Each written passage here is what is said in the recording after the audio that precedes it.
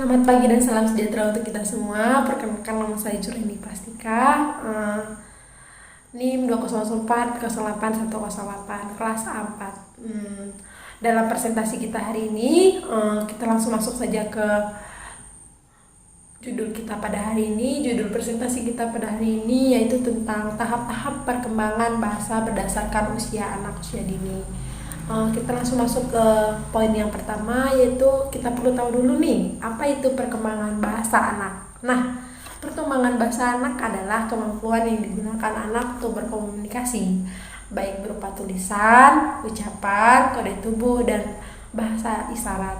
Nah, kode tubuh ini itu salah satu contohnya jika anak menggelengkan kepala, berarti menggelengkan kepala itu banyak ya, misalkan menggelengkan kepala seperti ini berarti anak tidak mau ataupun tidak suka. Kemudian kita langsung masuk ke tahap-tahap perkembangan bahasa. Yang pertama itu saat anak baru lahir. Nah, perkembangan bahasa anak pada saat baru lahir ditandai dengan kemampuan untuk mengenali ritme, nada, dan kecepatan dari suara orang-orang di sekitarnya. Contoh dari suara perkembangan bahasa anak pada saat berlahir itu kita bisa mendengarkan suara tangisannya. Kemudian kita langsung masuk ke usia 3-12 bulan. Nah, di usia 3-12 bulan ini orang tua sudah mulai bisa mendengarkan suara tertawa dan ocehan yang dilontarkan oleh anak. Selain bersuara, mereka juga dapat berkomunikasi dengan gerakan, misalnya menggoyangkan tangan secara perlahan dan mulai bisa mengucapkan kalimat per kalimatnya, sudah belajar. Yang selanjutnya kita masuk ke usia 12-18 bulan. Nah, di usia 12-18 bulan ini perkembangan bahasa pada anak usia dini yaitu anak sudah bisa mengucapkan kata. Misalnya sudah bisa mengucapkan kalimat-kalimat yang memiliki 2 kalimat. Salah satunya contohnya itu seperti mama, papa yang merujuk pada kedua orang tuanya. Biasanya anak itu lebih rentan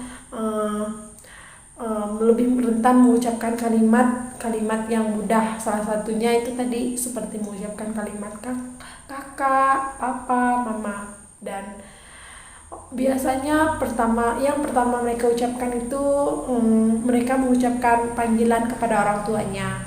Selanjutnya kita langsung masuk ke usia 18-2 tahun. Nah, pada usia 18-2 tahun ini perkembangan bahasa anak semakin meningkat dengan bertambahnya kosakata yang dipelajari oleh anak. Anak mulai menggabungkan beberapa kata menjadi kalimat kecil.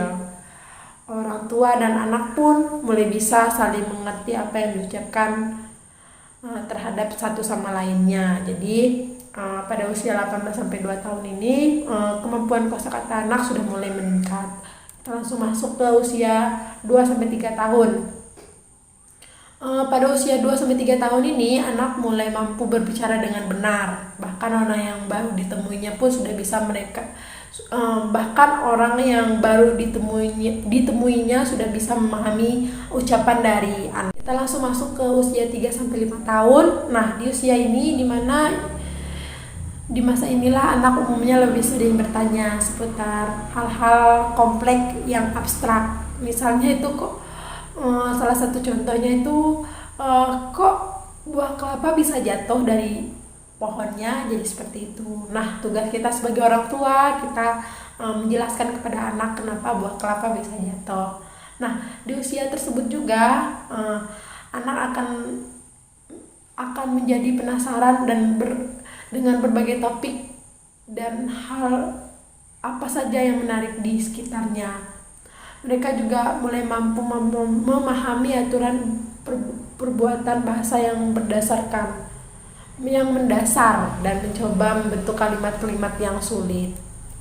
Kita langsung masuk di usia 5-8 tahun. Nah, di usia 5-8 tahun ini perkembangan bahasa anak menjelang masuk sekolah diperlihatkan melalui pemahaman anak mengenali bahasa. Nah, di usia ini anak sudah mulai masuk ke sekolah dasar dan anak sudah biasanya menyelesaikan persekolahannya di bangku TK. Jadi pada usia 5-8 tahun ini anak sudah bisa berbicara layaknya seperti orang dewasa. Mungkin sekian presentasi saya. Saya akan membacakan kesimpulannya dari materi kita pada hari ini, yaitu perkembangan bahasa anak adalah kemampuan yang digunakan anak untuk berkomunikasi. Kemudian tahap-tahap perkembangan bahasa di